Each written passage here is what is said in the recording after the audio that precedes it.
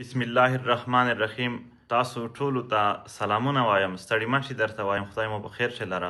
ډیرو قدرمنو پښتنو، د وطن حالات ستاسو مخې ته دي. د باجبړ ماشومان او سپینګیري هم په سرو وینو کې لا اوس هم پراته دي په هسپتالونو کې. د خیبر یو خواته ماشومان وژني، تورسرې وژني پښتانه، بل خوا د هغې پر خلاف که یو احتجاج کیږي په هغه باندې هم فایرنګونه کیږي، هغه هم په وینو کې سره کی. که ګورئ د مومندو حالات سم نه دي. دیر او سوات غریزې سیمې هم د غیر یقیني صورتحال سره مخ دي. په اورکزو کې، په کورمه کې هم دغه حالات دي. چرته بریدونه دي، چرته دماکې دي، چرته د ولسونو تنګول او نیول دي. هنګو، توره وړی او نورو سیمو کې هم حالات خراب دي. شمالي وزیرستان، جنوبي اپر او لور وزیرستان کې خو هر ورځ دومره ورځ یو په ولسونو بدبختي، یو بربادي هم د دغې ریاستي پالیسیو له اړخه یعنې په دوی را روانه وي. په ضلع ټانګ کې به هغه ماشومانو لاشونه تاسو لیدلي وي چې د دوی د بکتربند پراخېږي، نور هم لا نه یې پرېږدي او تش احتجاج ته هم د بنو په شاوخوا سیمې او حتی کې تر بازاره پورې هره ورځ ولسونه په دې نه پوهېږي چې نن شپه به هم په خیر تېره شي که نه. د اکثریت د پښتنو سیمې داسې کله کمر ورته وګورئ، حالات پکې ډیر زیات خراب دي. هلته نه ماشومان، ځوانان خو پرېږده، هغه ځای مشران هم محفوظ نه دي. دماکې دي او ټارګټ کیلینګز دي. ډیرو قدرمنو پښتنو، په دنیا کې چې ظلم کیږي نو پر خلاف یې غږ وي. غږ نشته د دغو مظلومو پښتنو. هیڅ یې څوک په دنیا کې په غمجن نه ښکاري. راځئ خپل خو راپورته شو، راځئ د خپل ملت ترجماني خو خپله وکړو. دا خو زمونږ او ستاسو ولسونه دي، ورونه مو دي په هر لحاظ. د دغې وطن نه دا تورسره زمونږ او ستاسو د خویندو په شان دي. دا ټول مونږ یو ملت یو. ولې د خپل ملت او د خپل وطن د دغې غم، د دغې درد، د دغې تکلیف ترجمان نه جوړیږو؟ هم په دې خاطر چې یو ښکلې ترجمانی وشي او حرکت وشي د دې ظلم پر خلاف، د دې دهشتګردۍ پر خلاف، د دې اپریشنونو پر خلاف. د دغې په خاطر باندې د پښتون قومي جرګې له اړخه د 11 اکتوبر خیبر جرګه چې وه، د هغې له اړخه سبا د اګست اولم تاریخ چې کوم دی 1 اګست، په دې باندې په ټول پښتون وطن کې د پاڅونونو اعلان شوی دی. دا پاڅونونه په ډیرو سیمو کې اعلان شوي دي. څه سیمې امکان لري لا اوس اعلانوي. نو په هغې کې دا تاسو اوس هر یو وګړی په خپل ذات کې د چا انتظار مه کوئ. په خپل کلي کې ورته کمپین وکئ، په جوماتونو کې ورته اعلانونه وکئ، ولسونه راټول کئ. د خپل ملت د مظلومیت په خاطر لږ خواري وکئ، لږ محنت وکئ، کمپین ورته وکئ. د سوشل میډیا او میډیا نه راواخله د کلي تر ګرځېدلو پره، ځکه چې موږ او تاسو د پښتون قومي جرګې خیبر 11 اکتوبر سره موږ او تاسو ټولو ژمنه کړې وه چې موږ در سره ولاړ یو.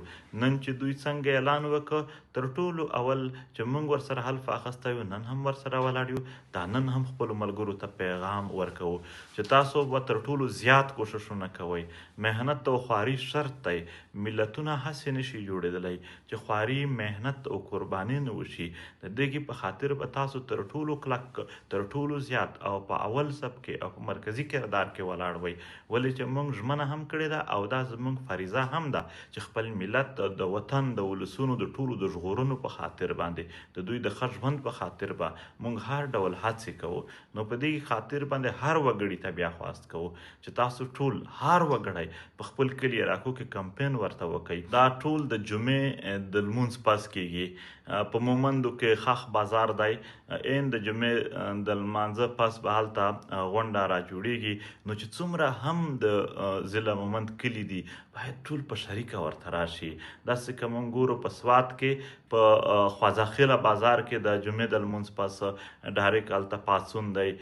په 4 بجې په کابل چوک کابل بازار کې دی. هلته د سوات خلک، ځوانان بالخصوص کمپین ورته وکړي. لا ډېر وخت دی تر سبا پورې، تر سبا ماسپښین جمعې ورځ، جمعې لمونځ پورې. نو تاسو کمپین ورته وکړئ. داسې په کیسر علي خان چوک بونیر کې هم سبا د جمعې د لمانځه پس پاڅون کیږي. د بونیر ځوانان په کلي کلي، په هر کلي کې اعلانونه وکړئ، کمپین وکړئ ورته. که مونږ ګورو هم په دغې شان باندې په خیبر کې په باب خیبر باندې د باب خیبر اخوا دخوا څومره آبادي ده، څومره کلي دي تر باړه پورې. دا ټول باید په هر یو کلي کې هم اعلان وشي او هم خلک ورته راټول شي. محترمو که داسې ګورو مونږ بیا په بنو کې په میلاد پارک کې 5 بجې ته دی. دا نه ده بده خبره چې یو اعلان شوی دی په خبري کې تا دویم وکړه. البته بده خبره به دا وي چې بیخي په کلي کې اعلان نه و شوی د خپل ملت د مظلومانو د ملګرتیا په خاطر باندې. په شمالي وزیرستان کې په شوه کې دی د جمعې د لمونځ پس به هلته جمعې لمونځ به هم هلته کېږي، هغې پس به هلته پاڅون وي. په جنوبي وزیرستان اپر کې په ماکین کې دی، د ماکین ټولو کلیو کې باید ځوانان وګرځېږي، خپل ولسونه راټول کړي. په لوور وزیرستان کې په رغزي کې دی او داسې په نورو سیمو کې زما په خیال سره اعلان شوی دی، نو هغه هم ټول کلي ورته راټول کړي. په ډی خان کې ډیره اسماعیل خان کې پوشه پول هلته علاقه ده، څومره هم تر درازینده پورې څومره هم خلک راتللی شي، باید اعلانونه ورته وشي او یو په غټه توګه باندې هلته هم لاریون او پاسون وشي. داسې په ژوب کې هم اعلان شوی دی جمعې د لمونځ پاسه. او په باجوړ کې به چې کوم خار ګراوند دی په هغه کې د جمعې د لمونځ پس ډایرکټ ټول ولسونه راځي. هر وګړی باید څومره ځوانان دي د دې دپاره هلته کمپین وکړي، هر کلي کې هر جماعت کې. ژوب والا چې کوم جامع مسجد دی په هغه کې خدای دې دوی قدر وکړي، هلته یې د دغو مظلومانو د ملګرتیې دغه خبره د ظلم او جبر د مخالفت د خبره هلته تابع کړې ده. د جمعې د لمونځ پس باید هر وګړی د ژوب او شیراني د دې دپاره کمپین هم وکړي او په غټ تعداد کې خلک خبر کوي او راوباسئ. او په لکي مروت کې چې کوم کارګل چوک ورته وایي، امن چوک نام یې دی، اوس کارګل یې لرې شو، امن چوک په نامه اوس یادیږي. په هغه کې به هلته وي. په ضلع دیر کې لور دیر کې شهید چوک چې کوم دی د پریس کلب سره، هلته به 4 بجې پورې پاسون شروع کیږي.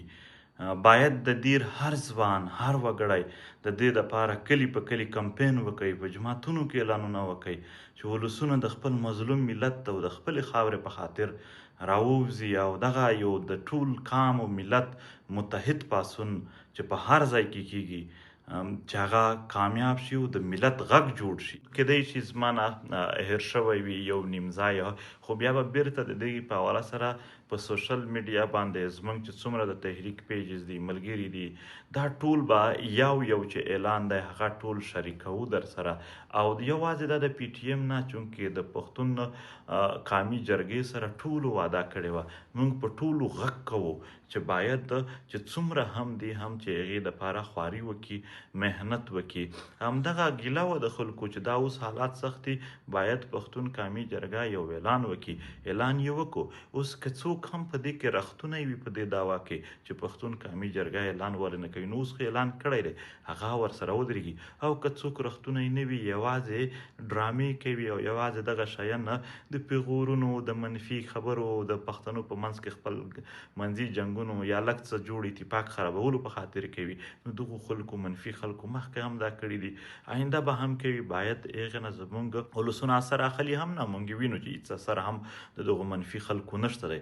خو البته چې څوک په رښتوني زړه سره یعنی یو عمل کول غواړي، نو د عمل ورځ ده سبا، د اتفاق ورځ ده، د اتحاد ورځ ده. او و به هم لیدل شي چې د دې جرګې سره یا د ملي اتحادونو سره څوک ودرېږي.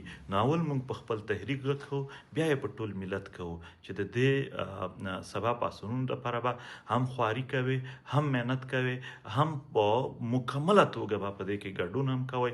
انتظامات هر څه به د یو ملي فکر په توګه او د یو ملي حرکت او ملي اتحاد په توګه به دغه ټول یعنی تاسو تر سره کوئ. آباد اوسئ، خوشحال اوسئ.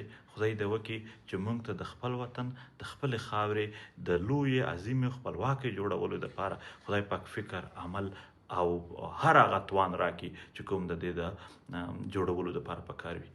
آباد اوسئ. مننه کوم.